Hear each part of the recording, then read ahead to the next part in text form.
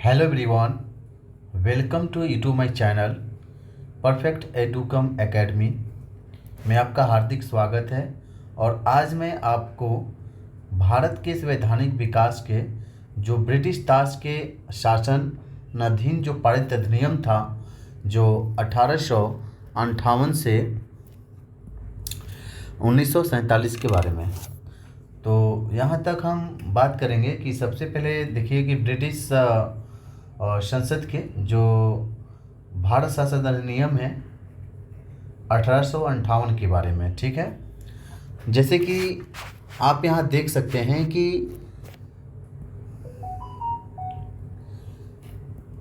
भारत के जो शासन अधिनियम 1858 के बारे में। तो इस अधिनियम के द्वारा क्या क्या हुआ था, तो सबसे पहले देखा जाए तो ब्रिटिश संसद के भारत शासन अधिनियम 1858 के द्वारा भारत का शासन ब्रिटिश ताज के अधीन कर दिया गया था। यानी कि जो यहाँ पे इस अधिनियम में हुआ ये था कि जो भारत का शासन था वो ब्रिटिश ताज के अधीन था। ठीक है, और गवर्नर जनरल को भारत का वायसराय कहा जाने लगा। ठीक है, जो गवर्नर जनरल जो थे उन्हें भारत का वायसराय कहा जाने लगा भारत शासन अधिनियम 1858 के द्वारा। ठीक है, और ब्रिटिश ताज का जो प्रत्यक्ष प्रतिनिधि, यानी कि जो ब्रिटिश ताज का जो प्रत्यक्ष प्रतिनिधि जो था वो बन गया।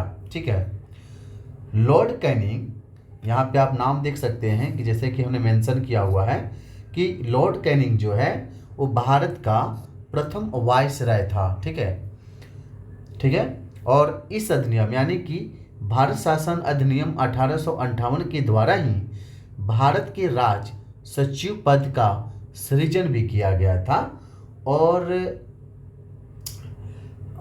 जिसमें भारतीय प्रशासन पर जो है संपूर्ण नियंत्रण की शक्ति को निहित किया गया।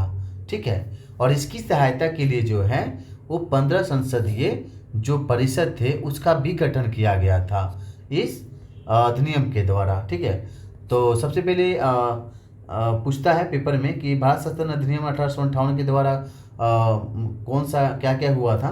तो जैसे कि यहाँ पे सारा मेंशन किया हुआ है, आप यहाँ पे देख सकते हैं। ठीक है,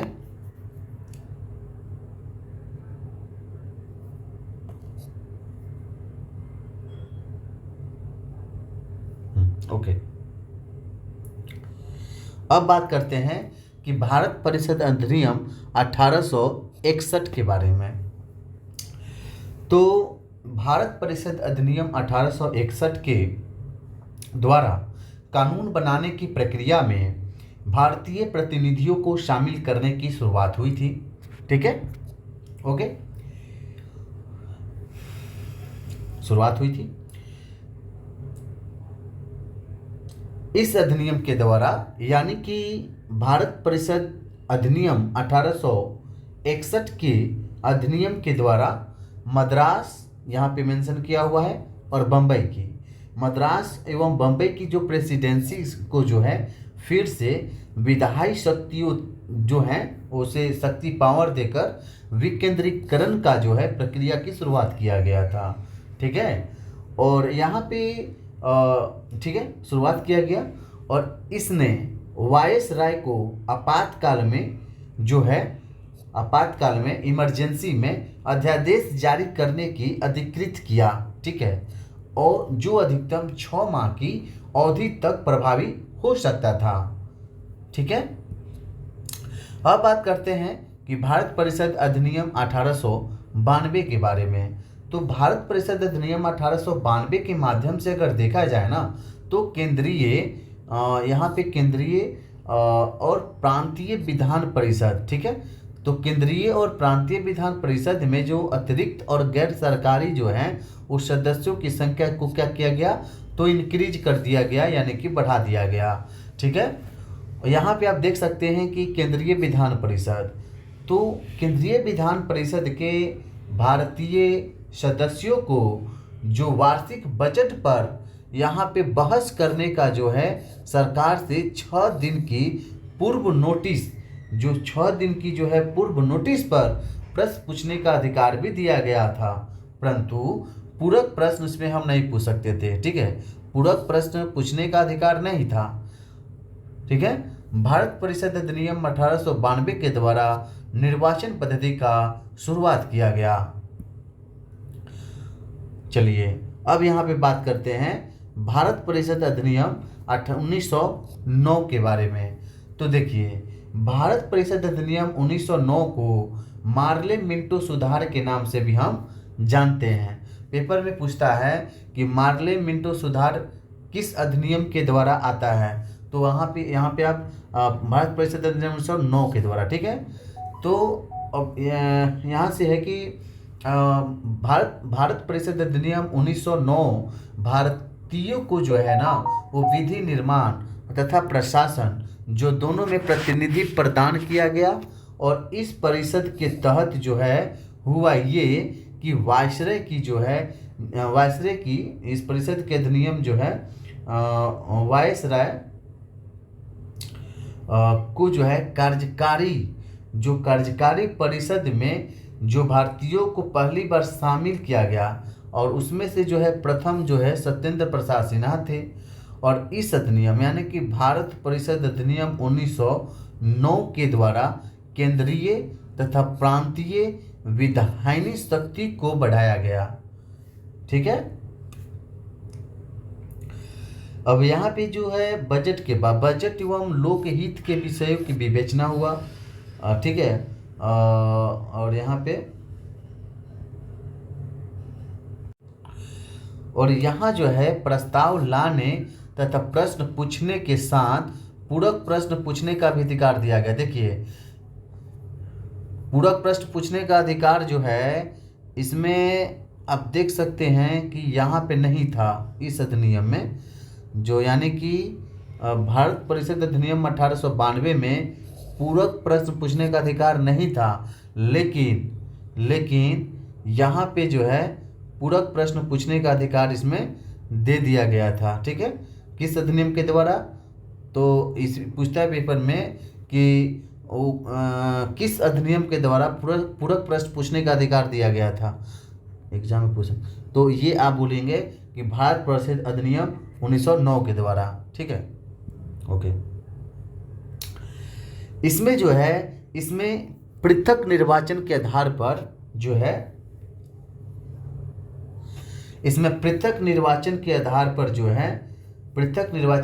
पर जो है मुस्लिमों के लिए एक सांप्रदायिक प्रतिनिधि का प्रावधान किया गया। ठीक है, ओके।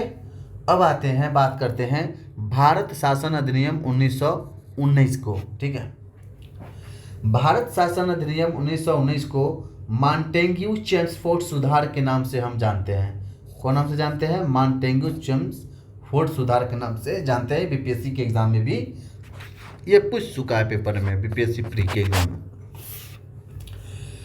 सांप्रदायिक आधार पर जो है निर्वाचन प्रणाली का विचार जो है सांप्रदायिक जो है यहाँ पे सांप्रदायिक आधार पर निर्वाचन प्रणाली का जो विस्तार करते हुए सिखों, भारतीय ईसाई और आंग्ल भारतीय और यूरोपीय। ठीक है, अब आते हैं भारत शासन अधिनियम 1919 को पहली बार केंद्र में द्विसदनीय व्यवस्था का जो है इसमें व्यवस्था को जो है स्थापित किया गया था। ठीक है, और इस अधिनियम यानी कि भारत शासन अधिनियम 1919 के द्वारा सभी विषयों को केंद्र तथा प्रांतों में बांट दिया गया। सभी विषयों को कहाँ बांट दिया? केंद्र तथा परिषद में बांट दिया गया था। ठीक है,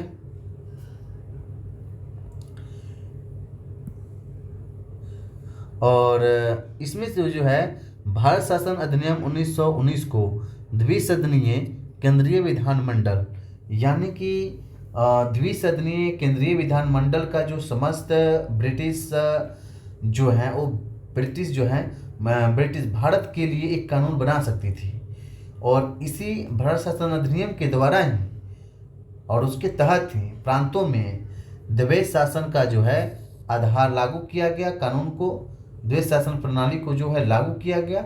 और इस प्रांतीय विषयों को हम दो भाग में बांटे, एक आरक्षित और एक हस्तांतरित।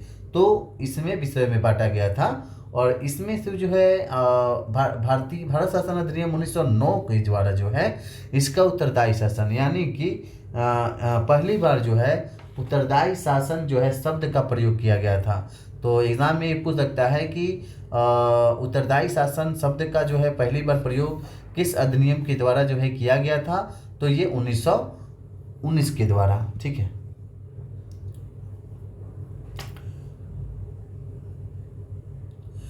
और इसी अधिनियम के द्वारा जो है यानी कि 1919 के द्वारा जो है इसमें से एक आयोग का गठन किया गया। उस आयोग का जो कार्यकाल था वो 10 वर्ष था।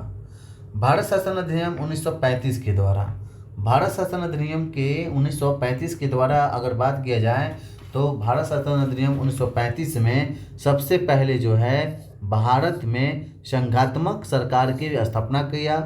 ठीक है, भारत में संघात्मक सरकार की स्थापना की गई।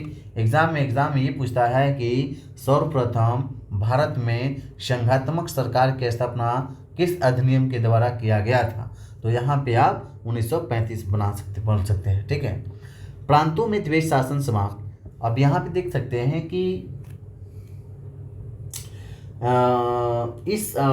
जैसे कि आप यहाँ पे भारत शासन अधिनियम 1935 जो है इस अधिनियम के द्वारा जो है प्रांतों में द्वैध शासन को हम समाप्त कर देता है।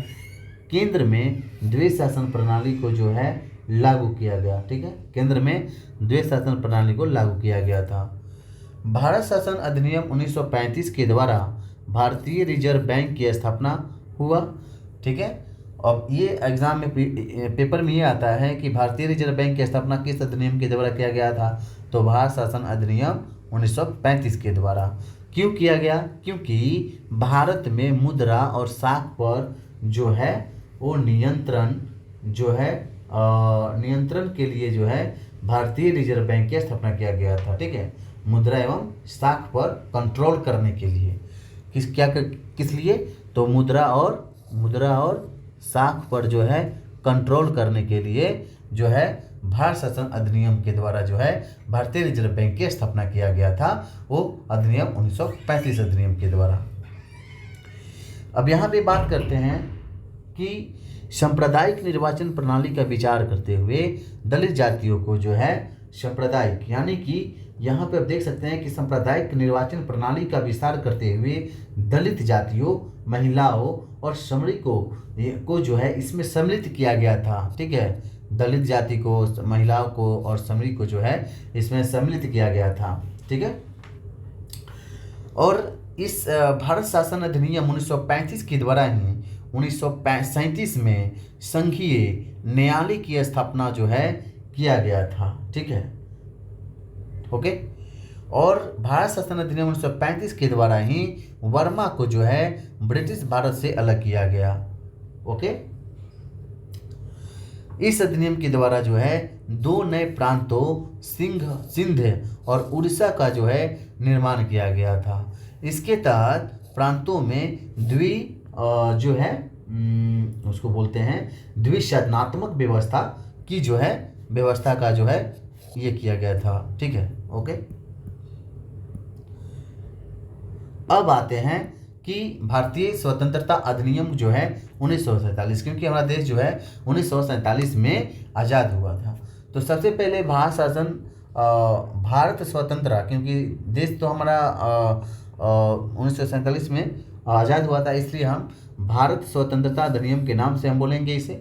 और यहाँ पे जो है 15 अगस्त 1947 को भारत को एक स्वतंत्र संप्रभु राष्ट्र की घोषित किया गया था।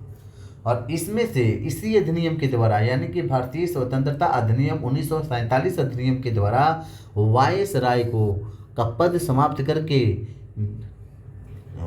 जो है दोनों डोमिनियन राज्यों में गवर्नर जनरल का पद को जो है सृजित किया गया था। ठीक है, और इसके अंतर्गत ही ब्रिटिश शाही उपाधि से भारत का सम्राट शब्द समाप्त कर दिया गया। ओके दोस्तों, तो यहाँ पे स्टॉप करते हैं क्योंकि